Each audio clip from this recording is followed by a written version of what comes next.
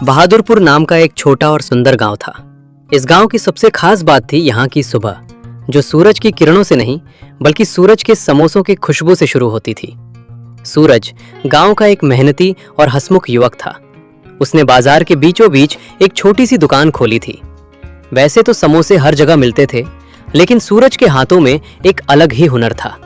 समोसों का राज सूरज के समोसे ऊपर से एकदम खस्ता और अंदर से मसालों से भरे होते थे।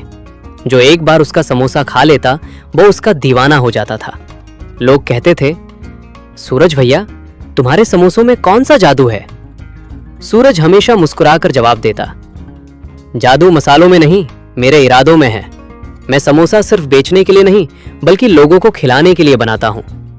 उसकी दुकान पर सुबह से शाम तक भीड़ लगी रहती थी। स्कूल जाने वाले बच्चे हों, खेत से लौटते किसान या पंचायत में बैठे बुजुर्ग, हर किसी की जुबान पर बस सूरज के समोसे का ही नाम था। सूरज के समोसों की चर्चा पास के शहर तक पहुंच गई। एक दिन शहर से एक बहुत बड़े व्यापारी रोशन सेठ अपनी चमचमाती कार से बहादुरपुर आए। रोशन सेठ खाने पीने के शौकीन थे और शहर में उनके कई बड़े होटल थे। उन्होंने सूरज की दुकान पर भीड़ देखी और रुक गए। रोशन सेठ ने एक समोसा मांगा और चखा।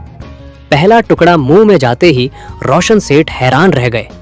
ऐसा स्वाद उन्होंने बड़े बड़े होटलों में भी नहीं चखा था। रोशन सेठ ने तुरंत अपनी जेब से अपना कार्ड निकाला और सूरज से कहा, सूरज, तुम यहाँ इस धूल मिट्टी वाले गांव में अपना हुनर बर्बाद कर रहे हो। मेरे साथ शहर चलो, मैं तुम्हें अपने सबसे बड़े होटल का हेड शेफ बनाऊंगा। मुंह मांगा पैसा मिलेगा और रहने को बड़ा घर भी। गांव वाले ये सुनकर सहम गए।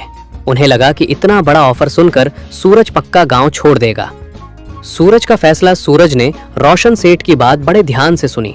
उसने हाथ पोंछे और विनम्रता से हाथ जोड़कर बोला, रोशन सेठ जी, मैं आपका आभारी हूं कि आपने मुझे इस लायक समझा, लेकिन मैं माफी चाहता हूं। मुझे शहर की चमक धमक में ही अपने गांव की मिट्टी प्यारी है। कहा, जब गांव के काका मेरे समोसे खाकर मुझे आशीर्वाद देते हैं और जब मेरे दोस्त मेरी दुकान पर हंसी मजाक करते हैं, तो मुझे जो सुकून मिलता है वो शहर के बंगले में नहीं मिल सकता। मेरा स्वाद मेरे अपनों के प्यार से ही है। रोशन सेठ की हाथ रखा और कहा, सूरज, आज तुमने मुझे सिखा दिया कि दुनिया में सबसे बड़ी दौलत संतुष्टि और अपनों का प्यार है। तुम सच में अमीर हो। रोशन सेठ ने सूरज के समोसों की तारीफ की और शहर लौट गए। बहादुरपुर के लोगों ने राहत की सांस ली। सूरज आज भी उसी मुस्कान के साथ अपने गांव में दुनिया के सबसे बेहतरीन समोसे खिला रहा है।